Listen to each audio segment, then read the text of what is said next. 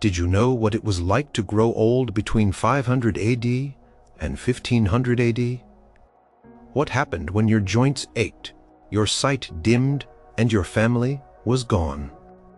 How did a world without modern medicine or social security truly handle its most vulnerable? Number 1. Plague's cruel hand, democrats, and the loss of caregivers. The mid-14th century brought a wave of unprecedented devastation to medieval Europe. The Black Death, sweeping across the continent between 1347 and 1351, did not discriminate based on age, though its impact on the elderly population and their care structures was profound and multifaceted. Villages, towns, and cities saw their populations decimated, sometimes losing a third, half, or even more of their inhabitants. This cataclysmic event shattered the very foundation of medieval society, the intergenerational household which had traditionally provided the primary safety net for the aging. An elderly woman in a small English hamlet, perhaps named Ilara, whose children had always tended her garden and fetched her water, found herself utterly alone in 1348. One by one, her robust sons and daughters succumbed to the agonizing fevers and black swellings.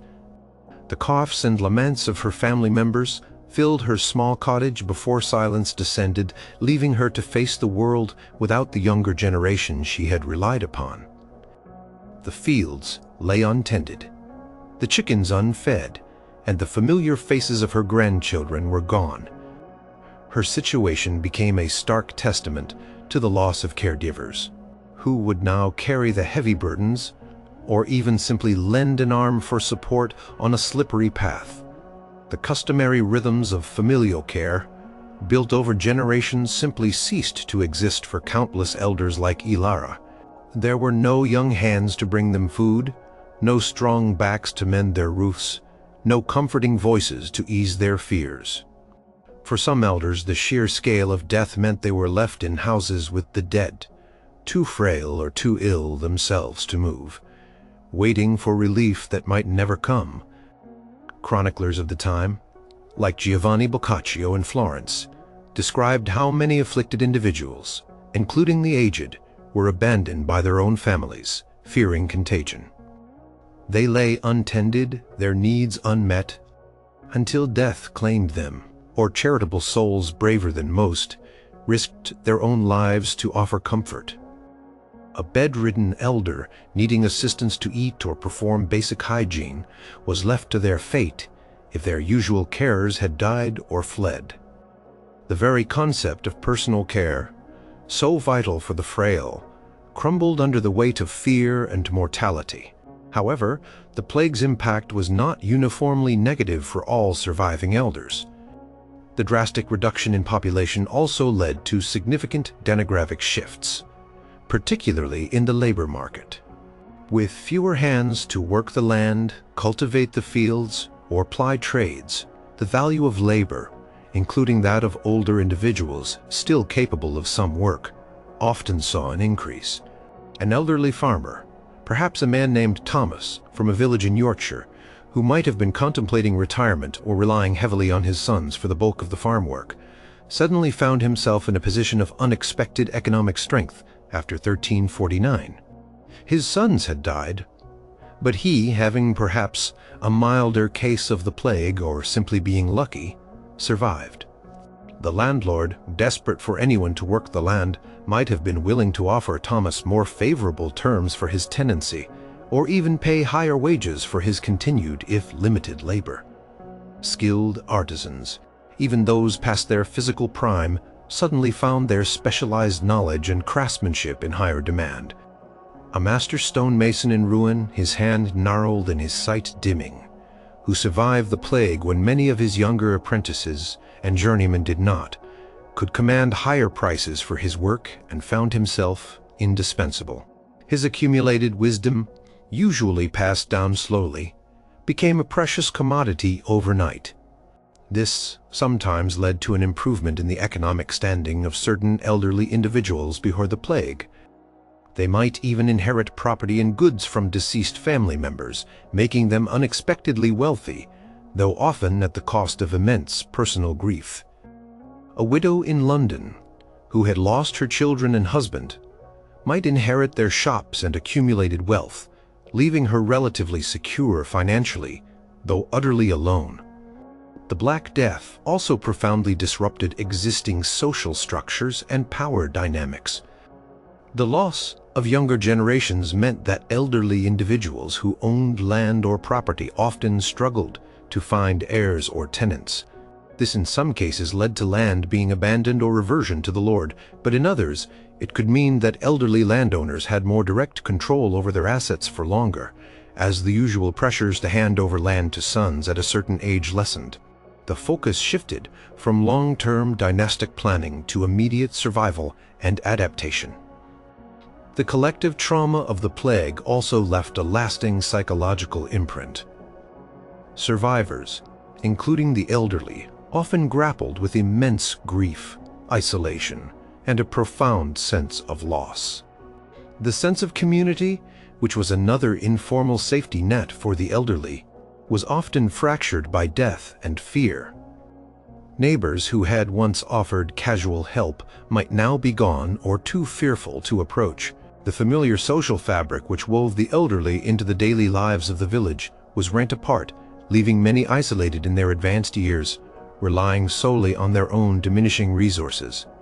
The long-term demographic void created by the plague also meant that the next generation of potential caregivers would be smaller, perpetuating a challenge for the elderly who would follow in the centuries to come. Number 2. Wisdom's gray hair. Social respect and storytelling. In a world without printed books widely available to everyone, where literacy was a privilege rather than a given and information traveled mostly by word of mouth, the elderly held a unique and deeply important position as living repositories of knowledge. Their gray hairs were often seen as a physical manifestation of the vast experiences and wisdom they had accumulated over decades. This was a society that valued memory, oral tradition, and direct experience. An elder's mind was a library, a chronicle, and a guide. Consider the village elder in a small Norman community around 1100. This individual, perhaps named John, now stooped with age but with sharp eyes, would be the go-to person for questions about local history. What were the ancient boundaries of the communal grazing land?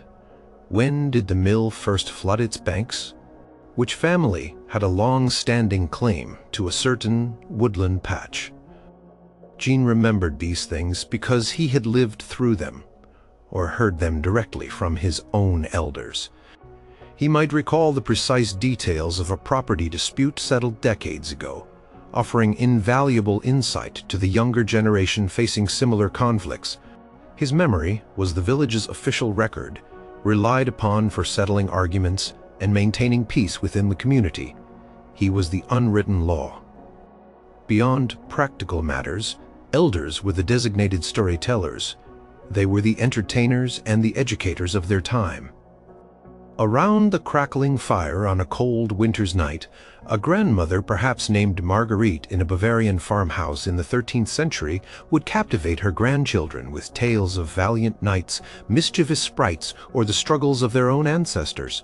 She might recount local legends, folk songs, and the epic adventures that had shaped their regional identity. These stories were not just entertainment. They were lessons in morality, history, and survival. They taught courage, piety, and the ways of the world. Through her narratives, children learned about their heritage, the virtues they should uphold, and the dangers they should avoid. Her voice, sometimes frail but often imbued with a lifetime of experience, wove the past into the present, connecting generations and reinforcing cultural values. Her very presence ensured the continuity of their shared identity. In an agrarian society, the accumulated wisdom of elders was critical for survival. They knew the nuances of the land, when to plant a particular crop based on the subtle signs of nature, which herbs cured, which ailments, how to predict weather patterns from the flight of birds or the shape of the clouds. An old farmer, his hands calloused from years of working the soil, could discern the health of the field just by looking at its texture or the weeds that grew within it. His advice on crop rotation, animal husbandry, or even the best time for harvesting was sought out and respected, often dictating the success or failure of the next season's yield. He was an agricultural scientist without the title, his knowledge passed down through generations of observation and practice. Elders also served as informal arbitrators and advisors within their communities. When a conflict arose between neighbors over a stray animal or a boundary marker, it was often the village elder, known for their impartiality and long memory of local events, who would mediate. Their pronouncements carried significant weight due to their perceived wisdom and respect. They held no formal judicial power, but their counsel was often more effective than any decree from a distant lord. They were the peacekeepers, the counselors, and the voices of reason in times of dispute. However, this respect was not absolute. It was often conditional. An elder who retained their mental acuity, their sharpness of wit, and their ability to contribute even in a small way to the economic or social fabric of the community generally commanded more respect. A lord, old and battle-scarred but still able to dispense justice and manage his estates, would retain his authority. A wise woman, her mind clear and her knowledge of healing arts strong, would be sought after. But an elder who became frail, senile, or who could no longer contribute in any meaningful way might face a different reality.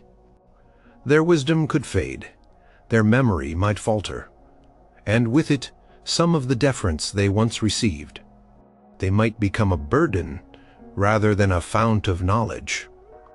While the ideal of respecting gray hairs was strong, the practicalities of survival could sometimes override it, particularly for the impoverished or those without family support. The ideal of wisdom could only protect those who still possessed it. Number 3. The healer's humble knowledge. Medieval medicine for the aged. Medieval medicine was a complex blend of ancient theories, practical remedies, superstition, and faith. For the elderly, this meant a healthcare landscape vastly different from today, one where specific geriatric care was virtually non-existent. Age itself was not considered a disease, but a natural progression towards bodily decay, a slow cooling of the vital humors that sustained life. When an elder fell ill, it was often attributed to an imbalance within these humors, blood, phlegm, yellow bile, and black bile, or simply to the natural diminishment of the body's innate heat. Common ailments of old age in the medieval period included conditions still recognizable today: arthritism, causing painful, stiff joints; failing eyesight, sometimes leading to cataracts; dental problems ranging from tooth decay to complete tooth loss, making chewing difficult; and various respiratory illnesses, like chronic colds ranging from tooth decay to complete tooth loss, making chewing difficult. Severe infections and digestive issues were also rampant, exacerbated by poor hygiene and nutrition. There was no understanding of germs or sterile environments, so even a small cut could lead to a life-threatening infection. When an elder sought medical help, their options varied greatly, depending on their social standing and wealth. A wealthy nobleman or a high-ranking cleric might consult a university-trained physician. These physicians, often educated in places like Salerno, Montpellier, or Padua, based their diagnoses and treatments on classical texts, primarily those of Galen and Hippocrates. Their methods included bloodletting to reduce excess blood, purging to expel unwanted humors, and prescribing complex herbal concoctions, often involving rare and expensive ingredients like saffron or cinnamon, believed to restore balance to the humors. For an elder suffering from aching joints, a physician might recommend warm baths, poultices made of specific herbs, or even dietary changes, such as avoiding cold foods. The effectiveness of these treatments was often limited, and the cost was prohibitive for the vast majority of the population. For the common peasant or urban worker, access to a physician was a rare luxury. Instead, they relied on a network of local healers. The barber surgeon was a ubiquitous figure, performing tasks ranging from tooth extractions and setting broken bones to lancing boils and basic wound care. Their tools were crude, their methods often painful, and their understanding of anatomy limited. A barber surgeon might pull a decayed tooth from an elder's jaw, leaving them with one less way to chew their coarse bread or treat a festering leg wound with a hot iron. Beyond these practitioners, folk healers and wise women played a crucial role in medieval healthcare, especially in rural areas. These individuals possessed extensive knowledge of local herbs and remedies, passed down through generations. They might prescribe infusions of chamomile for sleeplessness, comfrey poultices for bruises, or willow bark for pain relief. Their practices were often interwoven with spiritual beliefs and superstitions, involving charms, prayers, and rituals aimed at warding off evil spirits or seeking divine intervention. For an elderly woman with cataracts, a wise woman might suggest eye washes with rainwater collected at a specific time or a protective amulet. While some herbal remedies had genuine medicinal properties, their efficacy was often limited by the lack of precise dosages and scientific understanding. Monasteries and convents sometimes offered infirmaries where the sick, including the elderly, could receive care. Monks and nuns often had knowledge of herbal medicine and provided nursing care, cleanliness, and spiritual comfort. These institutions, however, were not universally accessible and often pronounced their own members or particular benefactors. The care provided was basic, focusing on rest, simple diets, and spiritual solace rather than complex medical interventions. Preventative care, as understood today, was almost non-existent. Diet was often poor and lacking in variety for the majority. Hygiene was rudimentary. Communal living spaces, lack of sanitation, and proximity to animals meant diseases spread rapidly. For the elderly, whose immune systems were likely weaker, these conditions made them particularly vulnerable.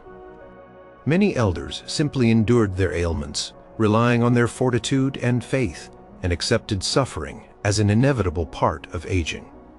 Death, often from seemingly minor infections or chronic conditions, was a constant companion, especially for those past their physical prime. The humble knowledge of medieval healers, though well-intentioned, could offer little beyond comfort and rudimentary intervention in the face of the relentless march of age and disease. Number 4. The shadow of the poor, vagrancy, and destitution.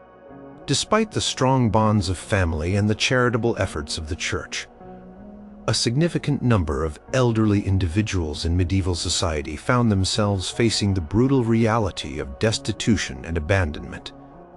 There was no organized, widespread social safety net, no universal pension system, and no guaranteed public assistance.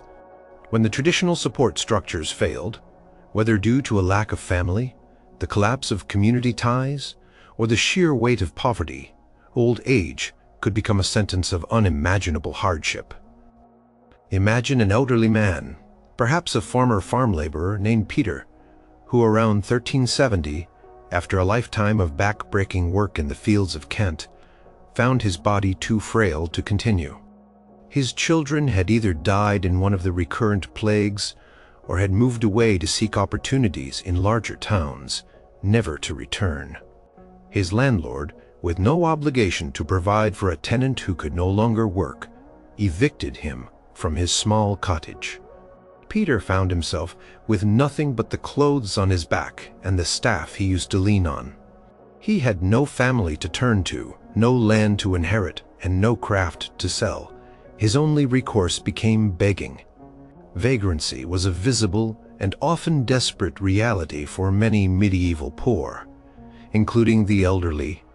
Peter would walk the roads, his feet aching, his stomach empty, heading from village to village, hoping for a crust of bread or a few pennies from a sympathetic stranger. He might sit outside the church doors after Mass, holding out a weathered hand, or linger near the market square, his eyes pleading. His existence depended entirely on casual charity, a variable and unreliable source of sustenance. Sometimes, he might find a warm meal at a monastery gatehouse, or a brief respite in a town's common hall. But these were temporary reprieves, not long-term solutions. The life of a medieval beggar was perilous. Exposure to the elements was a constant threat, especially during harsh winters. Hunger gnawed relentlessly. Illness, without any medical attention, could quickly become fatal. Furthermore, vagrants were often viewed with suspicion by authorities. They were seen as potential criminals, idlers, or a public nuisance. Laws, though varied, often sought to control or even punish begging, rather than provide for the impoverished. In some towns, beggars could be driven out, whipped, or even imprisoned, particularly if they were perceived as able-bodied but choosing not to work. For the genuinely frail elder, this was an added layer of terror. They might be forced to constantly move, avoiding the gaze of town bailiffs, even when their bodies cried out for rest. Local poor relief, when it existed, was usually minimal and highly localized. Some parishes or guilds might have small funds or communal granaries to offer meager support to their own local poor, but this was often insufficient to meet the overwhelming need. It was a sporadic, reactive response to immediate crisis, rather than a structured system of support. An elderly widow in a city like Florence, who lost her husband and sons and had no dowry or inheritance, might be dependent on the inconsistent generosity of a few wealthy merchants or the limited charity distributed by her local church. She might receive a small measure of flour or a few pieces of worn cloth, but never enough to truly escape the brink of starvation.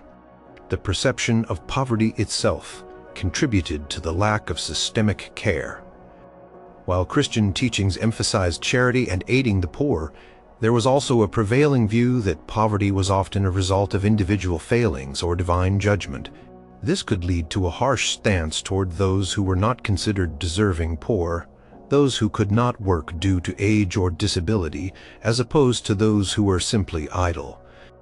Even for the deserving, the resources were often stretched thin. The plight of the elderly poor was often compounded by social stigma. They were seen as burdens, reminders of life's harsh realities. Their stories, often unheard, spoke of broken promises, failed harvests, and the cruel hand of fate. They were the visible evidence of the limits of medieval society's care for its most vulnerable members, a stark counterpoint to the ideals of familial duty and Christian charity. Their wandering figures on the roads and their shivering forms outside church doors were a constant grim reminder that for many, old age meant not respect and comfort, but the desperate struggle for daily survival in the shadows of neglect. Number 5. Contracts and covenants, formal agreements for old age. While family duty and church charity formed the primary safety nets for the elderly, medieval society also developed more formal, legally binding agreements to ensure care in old age. These contracts and covenants, often drawn up in wills or land transfers, represented an attempt to secure future well-being through pre-arranged provisions. They were typically, though not exclusively, for those who possessed some form of property or assets, offering a degree of security that was unattainable for the landless poor. One common form of such an agreement involved the transfer of land or property from an aging parent to a child or another relative, often the eldest son in exchange for lifelong care. This was particularly prevalent in agrarian societies where land was the primary source of wealth and sustenance. An elderly farmer, perhaps named Robert, in 1280 in rural England, might draw up a detailed charter specifying that his son Thomas would inherit the family farm immediately. In return, Thomas would be obligated to provide Robert with a specific amount of grain each year, a certain number of chickens or eggs, a comfortable room in the farmhouse, and a place at the family table for the rest of his days. The contract often stipulated quantities of ale, cheese, and even firewood, ensuring a specific standard of living for the aging parent. These stipulations were not merely moral expectations, they were legally enforceable conditions. Such agreements were not always with family. Sometimes, an elderly individual with no heirs or a desire for spiritual comfort might enter into a contract with a monastery or religious institution. These were known as prebends or corrides. A wealthy widow, for example, might donate a substantial sum of money or grant a piece of land to an abbey. In exchange, the abbey would commit to providing her with a lifelong provision of lodging, food, and spiritual care within their precincts. This might involve a private chamber, daily meals from the monastic kitchen, access to the chapel, and even a servant.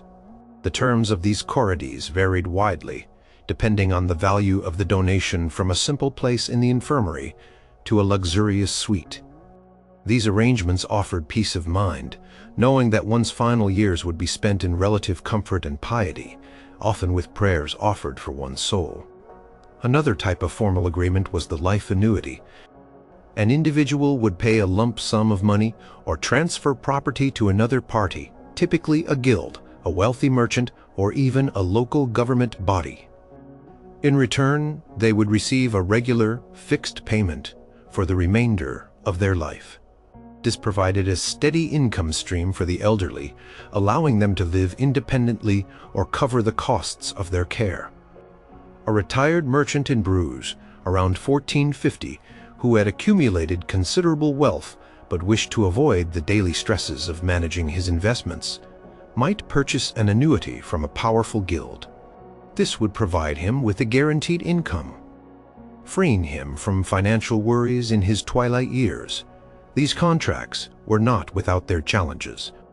While legally binding disputes could, and did, arise, the child might neglect their duties, the monastery might reduce the quality of provisions, or the annuity provider might face financial difficulties. Such breaches often led to lengthy and costly legal battles in manorial courts or royal courts. An elderly parent, finding their son failing to uphold his end of the bargain, might have to endure the arduous process of petitioning the local lord or a church official to enforce the contract. Sometimes, the social pressure within the community to uphold such agreements was strong. But for the truly destitute or those without powerful allies, legal redress could be difficult to achieve. Despite the potential for disputes, these formal agreements represented a significant step beyond informal reliance. They provided a framework of security, allowing individuals with assets to plan for their old age with a degree of certainty. They reflected a society that, while largely informal in its social support, recognized the need for structured provisions for its aging members, particularly for those who had contributed economically or possessed property. These were not universal solutions, but for those who could afford them, they offered a vital form of care, transforming future uncertainty into a legally codified promise of sustenance and shelter. They showed a medieval world grappling with the challenges of aging, attempting to use the tools of law and property to bridge the gap between need and provision. Number 6. Still plowing the furrow. Continued labor and economic value. In medieval society, marked by a subsistence economy and limited technology, the concept of formal retirement was largely unheard of for the vast majority of people. Life was a continuous cycle of labor, and individuals, including the elderly, typically continued to contribute economically for as long as their bodies and minds allowed. Their ability to work, even in reduced capacities, was often their primary means of self-sufficiency and their claim to social standing. For the overwhelming majority of the population lived in agrarian communities, working the land was a lifelong endeavor. A farmer, perhaps named John in a village near Canterbury in the early 14th century, did not simply stop working when he reached a certain age. As his strength diminished, he might shift from the heaviest tasks, like plowing the fields with oxen or felling trees, to lighter but still essential duties. He might take on the responsibility of mending fences, repairing tools, tending a small kitchen garden, or caring for the younger children while his robust sons and daughters toiled in the fields. His experience, gained over decades, was invaluable in forecasting weather patterns, selecting the best seeds, or knowing which part of the field was most fertile. He was a living manual of agricultural wisdom. In urban centers, skilled artisans and craftsmen also continued to work well into old age. A master weaver in Flanders, his fingers gnarled by years of working the loom but still nimble, might no longer operate the largest machines or lift heavy bales of wool. Instead, he might supervise his apprentices and journeymen, ensuring the quality of the fabric, passing on intricate techniques, or handling the delicate finishing touches that required an experienced eye. His workshop remained his domain, his craft his identity. He might spend his days repairing complex tools, designing new patterns, or instructing the next generation in the precise art of dyeing or tapestry weaving. His continued involvement ensured his financial security and maintained his status within the guild. Even merchants, as they aged, might step back from the strenuous journeys across trade routes, but continue to manage their ledgers, negotiate deals, or oversee their shops. An elderly merchant in Venice, his mind sharp despite his failing eyesight, might rely on scribes to read out documents but still make critical decisions about shipments and investments. His vast network of contacts and his understanding of market fluctuations were assets that transcended physical vigor. This continued economic contribution was crucial for the elderly because it directly impacted their value within the household and the community. As long as an elder could contribute, they maintained their place, their dignity, and their claim to a share of the family's resources. Their labor, even if light, prevented them from becoming a pure burden. This reciprocal arrangement meant that the younger generation benefited from the elder's experience, wisdom, and continued work, while the elder received food, shelter, and care. However, the flip side of this dependence on continued labor was the harsh reality for those who became too frail to work at all. An elder, struck by debilitating illness, blindness, or severe physical disability, who could no longer contribute even to light tasks, risked becoming marginalized. If their family was also struggling, or if they had no family, their inability to work could quickly lead to destitution. Their economic value diminished, and with it sometimes their social standing. They might become dependent on charity, or face the prospect of begging, a fate that underscored the fragility of life without an ability to contribute. The continued labor of the elderly also played a vital role in the transmission of knowledge and skills. Before widespread formal education, practical skills were learned through apprenticeship and direct instruction. An aging master craftsman was not just a worker. He was a living library of technical know-how. His years of experience offered invaluable lessons to younger generations, ensuring the continuity of trades and crafts. The knowledge held by an elderly farmer about soil conditions, crop rotation, and animal care was passed down orally and through direct demonstration, forming the bedrock of agricultural practice. This intergenerational transfer of practical wisdom was a fundamental aspect of medieval society, making the continued presence and activity of elders indispensable beyond mere physical output. Number 7. The Church's guiding hand. Monasteries, hospitals, and almshouses. In an era before state-sponsored social welfare, The church played a pivotal role in providing care for the sick, the poor, and the elderly. From grand monastic complexes to humble almshouses, religious institutions offered a crucial, though limited, safety net for those who had no family or whose family could not support them. Their motivations were rooted in Christian doctrines of charity and the spiritual merit gained from aiding the less fortunate. Monasteries and convents often maintained infirmaries, small medical facilities primarily for their own aging or ailing members, but sometimes extended to the local community. These were not hospitals in the modern sense, but places of rest, recuperation, and basic care. Monks and nuns often had some knowledge of herbal medicine gathered from their gardens and ancient texts. They provided clean lodging, simple diets, and spiritual comfort to those who were ill or frail. For an elderly woman, a former servant who found herself without family or resources in 12th century France, a Benedictine convent might offer a place in its infirmary, providing her with a warm bed, a bowl of nourishing gruel, and the opportunity for daily prayer. This was an act of Christian charity aiming to alleviate suffering and earn blessings for the monastic order. Beyond monasteries, specialized institutions known as hospitals emerged, particularly from the 11th century onwards. Many of these hospitals, like the famous Hospital of St. Cross in Winchester, founded in 1132, were established not just for the physically sick, but specifically for the poor and infirm, or the aged poor. Their mission was broad, encompassing shelter, food, and spiritual care for various vulnerable groups. St. Cross, for example, offered its brothers, residents, a daily allowance of bread, beer, and a stew, along with simple clothing and a private room.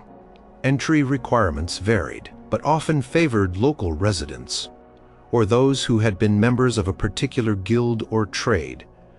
These hospitals were often endowed by wealthy patrons, kings, nobles, or bishops, who sought to secure their own salvation through acts of public benevolence.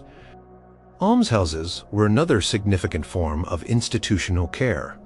These were smaller, more localized charitable foundations, often established by wealthy merchants, guilds, or pious individuals specifically to house and feed a small number of elderly poor.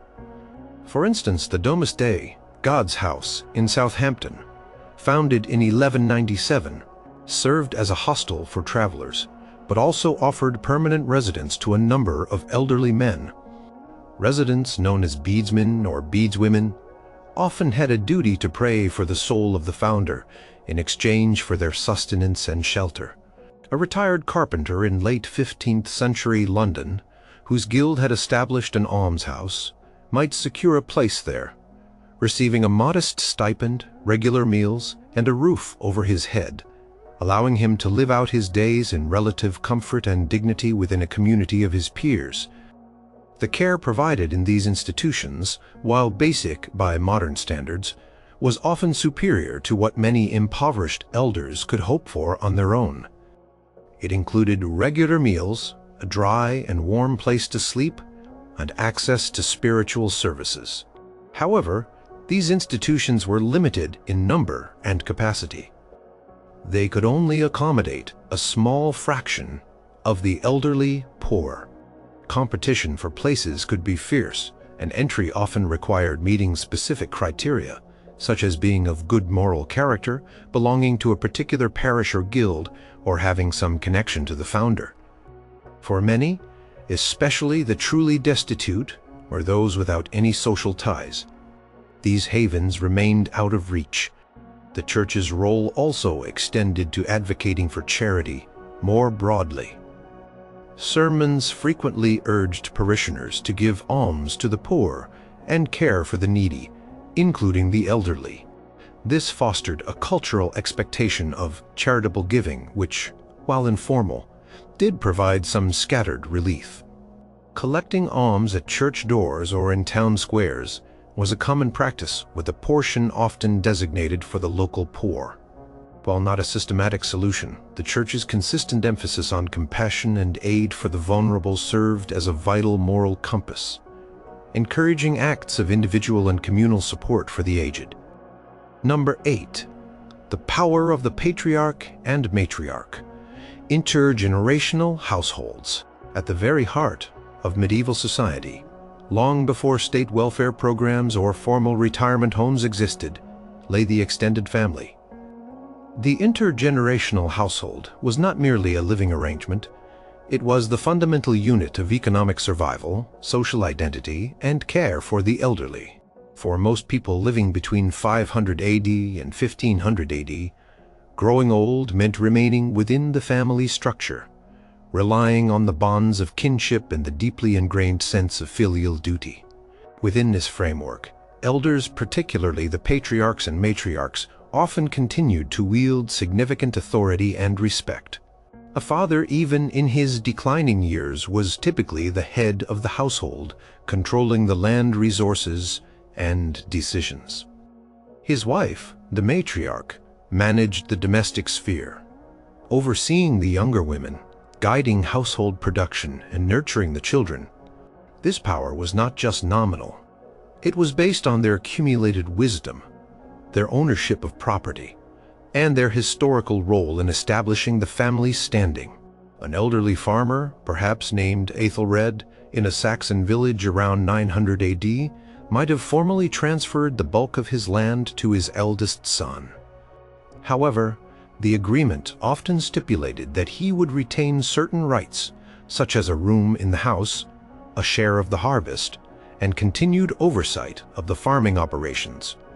This was a form of retirement contract forged by family tradition rather than written law. The family economy was the bedrock of this system.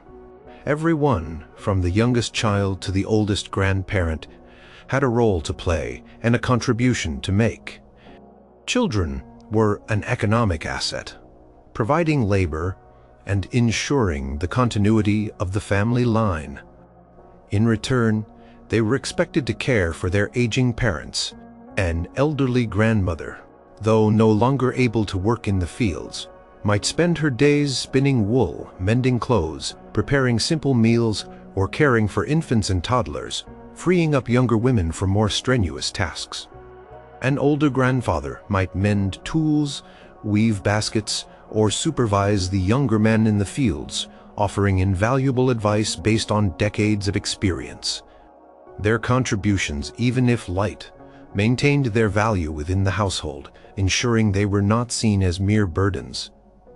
Inheritance played a crucial role in securing care for the elderly. The transfer of land or a workshop from an aging parent to a child was often conditional upon the child providing lifelong support. These unwritten but socially powerful agreements meant that a son or daughter effectively paid for their inheritance by caring for their parents. If they failed in this duty, they risked social ostracization, familial disgrace, and potentially even the loss of their inheritance, though enforcement mechanisms varied. The concept of pietas, a deep sense of duty, respect, and reverence towards parents and elders, was a cornerstone of medieval morality. Heavily reinforced by the Church, however, this system was not without its vulnerabilities. While many elders experienced comfort and continued respect within their families, others faced neglect or hardship. If a family suffered from extreme poverty, there might simply not be enough resources to adequately care for an aging parent. Illness, famine, or plague could decimate the younger generation, leaving elders without caregivers. For an elderly couple who had no children, or whose children had died young, the prospect of old age without a strong family network was terrifying. They would have to rely on broader community charity, which was often sporadic, or face destitution. The authority of the patriarch or matriarch could also diminish if they became too frail, mentally incapacitated, or if their children challenged their power, particularly in times of scarcity. Disputes over land or resources could strain family relations, sometimes leading to resentment towards an aging parent perceived as a burden. The ideal of loving care was sometimes replaced by begrudging provision. Despite these challenges, the intergenerational household remained the dominant form of care for the elderly throughout the medieval period. It was a system built on reciprocal duties, shared resources, and a deep-seated cultural expectation that children would honor their parents. It was a structure that wove the wisdom and experience of the old into the daily lives of the young, forming a continuous chain of care and survival in a world that offered few other alternatives. For the vast majority, the family hearth was where their final years were spent, nurtured or neglected by the very people they had raised.